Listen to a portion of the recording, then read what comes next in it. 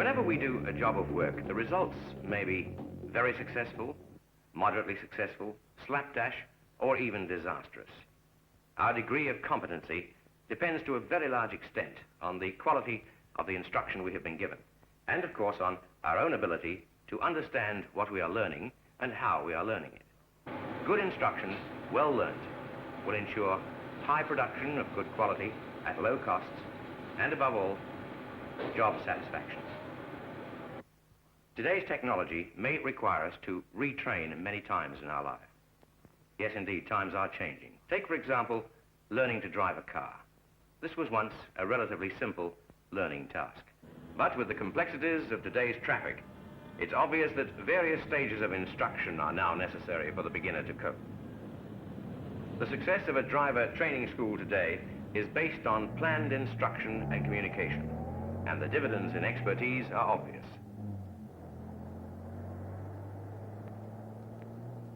In industry, planned instruction for a more youthful workforce of both sexes will require us to examine and reinforce simple training programs. For training certainly has an effect on morale, initiative, job stability, flexible skills, injury-free production, and profits. Giving good instruction is a challenge to the skilled supervisor or tradesman. The art of communication brings understanding and confidence to those who develop it. Complete understanding is achieved by a blend of many things. Seeing the job actually done could be 75% of the learning process. Hearing, in so many forms, adds more understanding, say 13%. Touch, which covers the spectrum from knitting to work at a blacksmith anvil, say 6%. Smell, which can serve as a warning or assist in food quality control, 3%. Taste, so important for the tea or wine taster, assists generally perhaps 3% of the time. Often, however, we may only have 2 or 3 senses to develop our instruction through, and thoroughness is essential. There are some simple techniques we may use in assisting the learner to achieve complete understanding. Erase old ideas gently and build new ones on facts. Use analogies or parallel examples.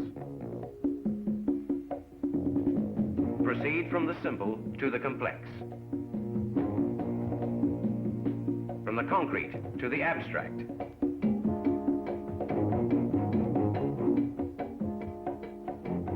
Reinforce the learner's knowledge by the use of questions and answers. Build instructions block upon block, as the Egyptians built the pyramids.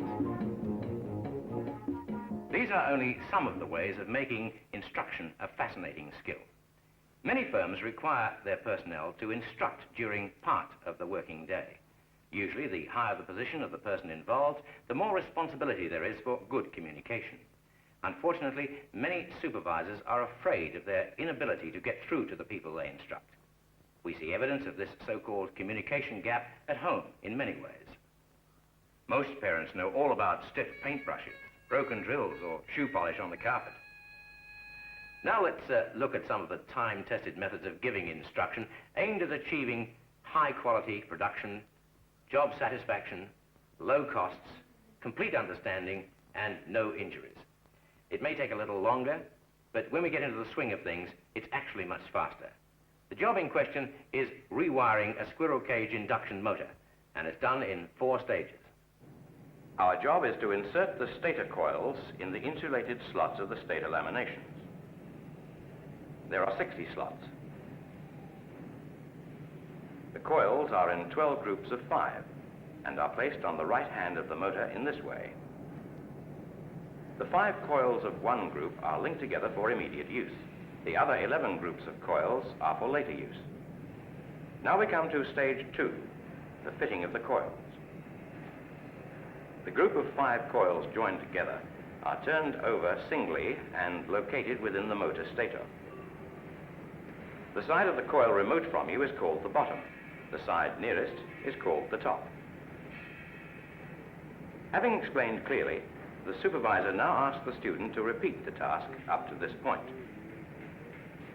Now to stage 3, laying the bottom of the coil. The bottom of the coil is laid across the insulated slot. The wires are layered vertically by shaping with the fingers. Crisscrossing the wire can cause a motor to burn out. For easy entry into the slot, slip the wires at an angle into one corner and slide them along the slot in an orderly fashion.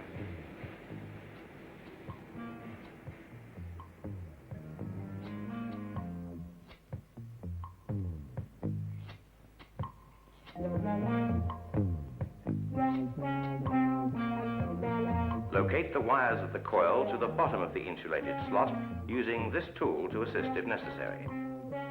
Make sure you don't draw wire from another coil by pulling it too tightly. Again, the student is asked to repeat the process so far. Only after checking and rechecking is the final stage attempted. This final stage involves laying the top of the coil. The top side of the coil locates in the 13th insulated slot behind the one you have already used. The process is repeated in this way, advancing one slot with each coil. The top sides of the stator coils eventually circuit around the stator slots to cover the bottom sides already slotted. Each slot therefore ends up with a bottom and a top.